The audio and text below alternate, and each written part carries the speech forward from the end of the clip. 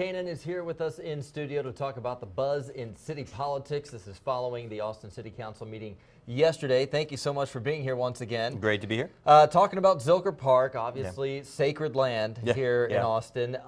There was an event back in January called the Cyclo-Cross event that caused a lot of controversy. City leaders claim the cyclists damaged a lot of the grounds and the trees in the parkland near Barton Springs Pool. There is a new report out that actually points the finger back at the city. This is interesting. It does indeed, and it is interesting, and we should note that that report is now, I think, as we reported this morning, in the hands of the city's legal department. I imagine this thing's going to get a little messy. The report was paid for by USA Cycling, the folks that I believe put on the Cyclo-Cross event. Right. So one wonders, you know, maybe this is something of an attempt to shift a little bit of the blame.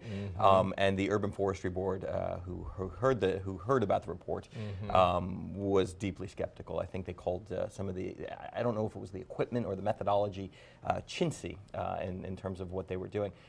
So we'll see how far this thing gets. It seems like it could be headed for something of a tie-up there. What was the argument for damaging the grounds? I believe they thought that the soil was overly compacted, and you know, we're getting down into real science here. But I think that they're sort of I'm not a scientist, I should say. Disclaimer. But it sounds like they blame the city for not taking care of the trees properly there. Interesting. Yeah. Obviously, a lot of events out at Zilker Park. Another one, Councilmember Zimmerman, having a little bit of a tough time with his appointments to city commissions. Yeah, Talk about that a little bit. So last week we had, he tried to put Sharon Blythe, who's a long-time critic of the way that the city handles its cemeteries, on the Parks Board, which is the board that oversees the cemeteries. And she was met with some level of resistance because of past incidents with the city, with city personnel. The city alleges something.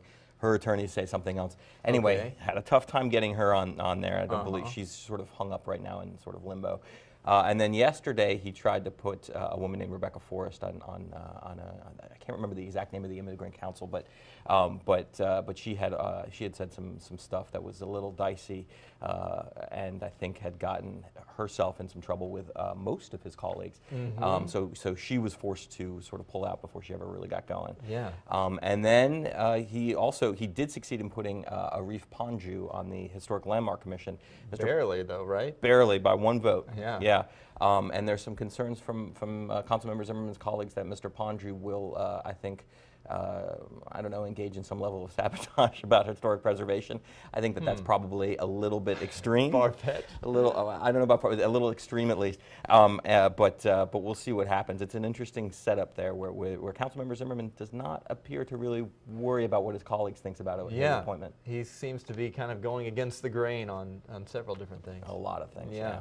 Mike Kanin with the Austin Monitor, always providing great insight to our city council government. Thank you so much for joining us once again. Thanks so much for having me. All right.